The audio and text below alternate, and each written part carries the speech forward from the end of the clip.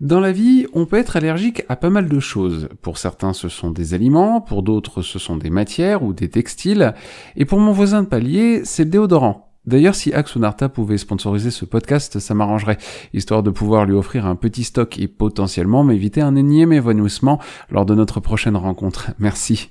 Pour ma part, chanceux que je suis, je n'ai aucune allergie qui me gâche autant la vie. Enfin, si. Quand j'étais gosse, il y avait peut-être un truc qui me plongeait dans le seum, c'était les réunions de famille.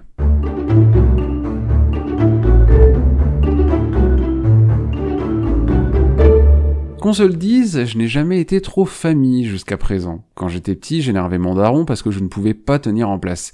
En même temps, avec du recul, qui pouvait décemment me blâmer ? Mes cousins recevaient leurs cadeaux de Noël chez mon oncle, moi je devais attendre de rentrer à la maison. Ils avaient même le droit de jouer à la Super Nintendo, mais pas moi. Pour un gamer de mon envergure, avouez que c'est frustrant. Bon, détail de geekos à part, comme j'étais toujours le plus jeune aux grandes tablées familiales, je ne recevais pas l'attention que je méritais. Moi, le petit dernier qui ramenait toujours de bonnes notes, qui faisait pas de bêtises à la maison, qui était toujours propre sur lui pour faire bonne impression. Ouais, j'étais boring as fuck en fait. Bon, enfin, pas plus que ces grandes réunions pendant lesquelles je me contentais de finir mes assiettes et d'attendre de pouvoir rentrer à la maison. Non pas que je n'aimais pas ma famille, qu'on s'entende bien, mais mes jouets, eux, étaient nettement plus intéressants que ces grands rassemblements pendant lesquels je jouais les plantes vertes.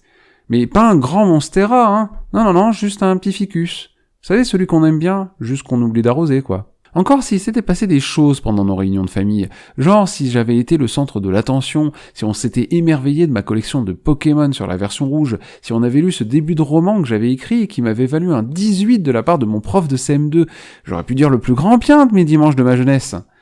Pour sûr, celle qui a des choses à dire à chaque réveillon de Noël qui passe, c'est bien Anne, une femme bien courageuse dont on va suivre les déboires dans l'ouvrage d'Aurélie Vallogne sorti au printemps 2022 et qui vient tout juste de sortir en poche, La Ritournelle.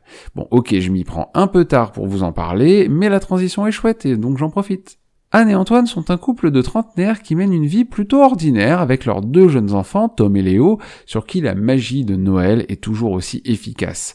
Sauf que voilà, le couperet tombe pour Anne un 24 décembre dès 7h du matin avec le coup de fil de sa mère, Nadine. C'est elle qui va devoir organiser le réveillon de Noël cette année. La reine-mère a parlé. Ah, Nadine.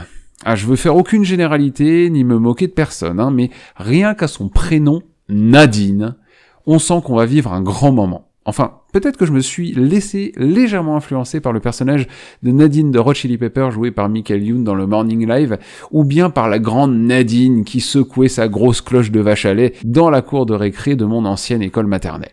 Nadine, c'est la belle-mère insupportable par excellence. Dès la première page du roman, et j'exagère même pas, on sait qu'elle va être saoulante. Un coup de fil à 7h du matin, le jour du réveillon de Noël, juste pour rappeler de ne pas oublier la bûche. Non mais on a déjà envie de la fracasser, cette zinzette.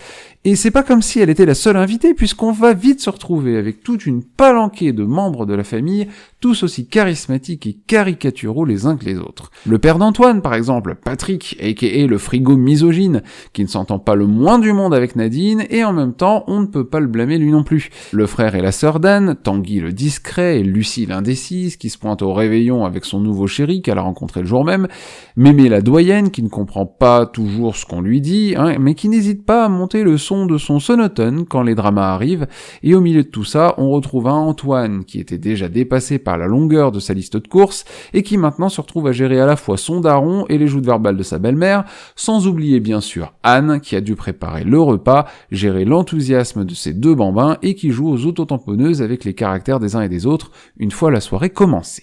C'est ça, la ritournelle d'Aurélie Vallogne, une grosse soirée de joyeux bordel qui ne va pas forcément bien se passer, et heureusement parce que sinon, quitte à s'ennuyer, autant lire un livre sur les ficus. La partie la plus intéressante du roman se déroule en huis clos dans l'appartement d'Anne, où l'on suit heure après heure la dégradation progressive de sa santé mentale. Par conséquent, le roman est court, et pour cause, il fait moins de 230 pages, et il se lit très facilement, d'une seule traite, en 2 heures à peine, et c'est pourtant un escargot de la lecture qui vous parle. En vrai, j'ai pas grand chose contre le fait qu'un roman se lise vite, tant qu'il se lit bien, et qu'il va au bout de ses promesses. Ici, Fayard nous vend un retour de l'autrice à la comédie, et c'est vrai que toutes les cocasseries qui s'enchaînent à un rythme effréné m'ont décroché plusieurs sourires. Entre le mari qui manque à plusieurs reprises de grille infusible, les blagues des petits, le caractère exécrable de la Nadine, les pics qui fusent et le sapin qui penche, on ne perd pas de temps et c'est pas plus mal. Le livre n'a d'ailleurs pas été écrit pour nous prendre la tête, mais plutôt pour nous la vider. D'un autre côté, comme il s'agit du 4e livre d'Aurélie Valognes que je lis, j'ai pu me faire à sa prose, et pour le coup j'ai trouvé l'ensemble très léger, comparé aux histoires émouvantes d'Arthur et Louis dans Le tourbillon de la vie, aux échecs scolaires du petit Gustave dans Né sous une bonne étoile, ou encore à la prise de conscience de Bernard dans La cerise sur le gâteau. Malheureusement, ce n'est pas en 230 pages que l'on peut développer tout un ensemble de personnages, et les comportements des uns et des autres sont exagérés au possible pour créer l'hilarité, si bien que oui, on sourit, mais on n'y croit pas un seul instant, tout comme on ne peut pas croire que Mr Bean n'a pas fait exprès de mettre sa tête dans la dinde. C'est donc un retour à la comédie, oui, qui a le mérite de détendre après une dure journée de travail, un peu à la manière d'un téléfilm du dimanche après-midi, mais duquel on ne va pas tirer forcément une leçon de vie comme on pouvait le faire dans les précédents ouvrages. Pourtant, la leçon existe bel et bien, et elle est même explicitée dans le livre. L'autrice nous explique par le biais d'un de ses personnages qu'une famille, même loin d'être parfaite, c'est précieux, et que les plus grands désaccords peuvent finalement nous rassembler.